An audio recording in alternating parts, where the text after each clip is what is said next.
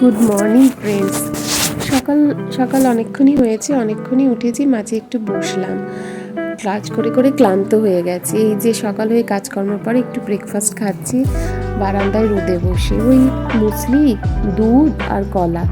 সকালে সাধারণত এটাই খাই।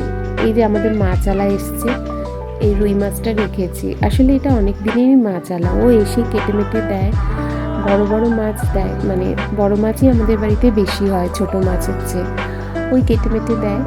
আর তারপরে দেখো এই যে জামা কাপড় বের করেছে, এই যে ওয়াশিং মেশিনে কাচবো। সারাদিন তো কাজকর্ম লেগেই থাকে। আর এটা হলো আমাদের বাড়ির তুলসী মন্দির। আমি রোজ সন্ধ্যাবেলা এখানে প্রদীপ দিই। ওপরে তুলসী গাছটা দেখছি, খুব ভালো লাগে। তা রান্নাবান্না হয়ে গেছে, এই সারাক্ষণ রান্না করে চলো তোমাদেরকে একটু রান্না দেখাই। এই যে আজকে করেছি ভাত, গরম ভাত রয়েছে, আর করেছি একটু স্যালাড, মানে একটু শসা আর একটু পেঁয়াজ কেটেছি। এই ডাল করেছি পালং শাক দিয়ে, এটা করলাম। আর যেন কি করলাম, ও এই যে এটা বোধহয় কফি, না কফি না, এটা হচ্ছে উচ্ছে আলু ভেজেছি। এটা খেতে কিন্তু আমার দারুণ লাগে। আর এটা করেছি বাঁধাকপি দিয়ে মাছের মাথা। আর এটা অ্যাকচুয়ালি পাবদা মাছের ঝোল, বেগুন আলু দিয়ে আর উপরে ধনেপাতা।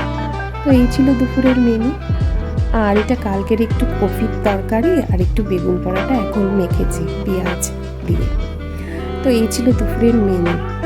আর কি, এই রান্নাবান্না করলাম, ঘরের কাজকর্ম করলাম, এই ছোট্ট মতো একটা ব্লগ শেয়ার করলাম।